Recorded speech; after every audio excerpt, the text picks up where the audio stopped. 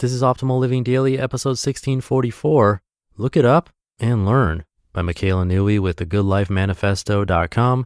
And I'm Justin Malik. This is the podcast where I act as a personal narrator for you for free, usually from blogs, but sometimes from books, but in either case, always with permission from the authors. And we have 5 shows covering different categories. Just search for Optimal Living Daily wherever you're hearing this to find them all. But for now, let's get right to it as we optimize your life. Look it up and learn by Michaela Newey with the goodlifemanifesto.com. My husband left me after 17 years of being together. He did all the manly stuff, that sort of thing, changing the light bulbs, jump-starting the car, fixing things around the house, organizing a plumber, talking to the car mechanic, and so on. Before that, my late father filled this role for me. The strange thing is that I had a very technical job in a totally male-dominated field, which included things like wiring, soldering, using power tools, assembling huge sound and lighting systems, and so on. I was certainly very capable of my job. The only thing I ever really needed help on was the heavy lifting or being too short to reach something from the ladder.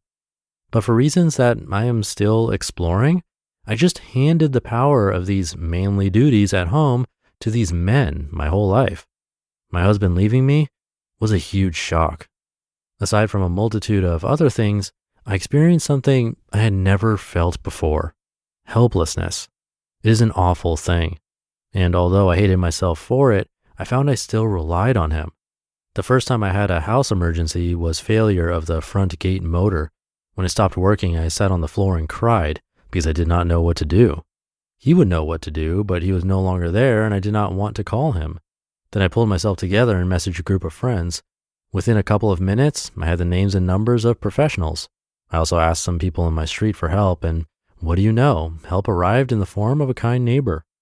One morning, my car would not start. Again, I sank into despair and cried. I needed to get somewhere. He always sorted these things out. And at that moment, a dear friend messaged me and said she would come and help me in the afternoon. I had a commitment for the whole morning, so I called an Uber and got to where I needed to be and got a ride home. She came to help me. The next day I went and got myself some jumper cables and a trickle charger. And then I got a new battery. Jump-starting your car is not rocket science. I started doing more things for myself.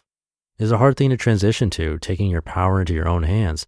But my friend, who had been divorced for several years, said to me something simple, yet it was profound.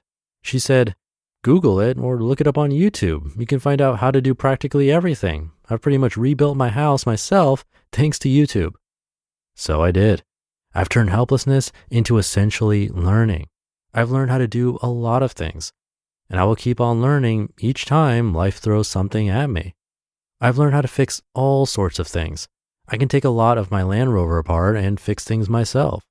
I removed and replaced the silicone in the kitchen and the shower. I treated rising damp. I asked the gardener up the road to please show me how to replace the line in my edge trimmer, not do it for me. I replaced a light fitting. I looked up error codes for my dishwasher and washing machine and fixed the problems. I even mow the lawn. Turns out this is a great workout as well, so bonus. And if I'm not able to do it myself, I can hire someone to do it for me. The details of such a person are available on the internet. I joined the Automobile Association, and when my car broke down, I made one call, and people arrived to sort it out for me. You can do things for yourself. Don't have a panic attack like I used to. Make a cup of tea to calm down, and analyze the problem without emotion. Go and do some research on it on the internet. It really does not take long. See if you can do it yourself. If you need a tool to do it that you don't have, just ask around to see if you can borrow one. If you can't do it yourself, then either find a friend who can help you or hire someone. And if you hire someone and you know what the problem is and what is required to do it, they can't rip you off by spinning you some rubbish that they think you won't understand because you are a woman. Look it up. You are capable of a lot more than you think. And you can still learn.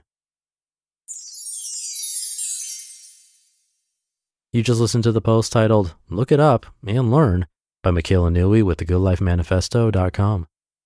Thank you to Michaela. Congratulations to her for learning all these new skills. It's definitely easier than ever nowadays with online classes, both free and paid. So many skills we can learn in just seconds. And a lot of these things are easier than they sound. But that's enough for today. Have a great rest of your day, and I'll see you tomorrow, where your optimal life awaits.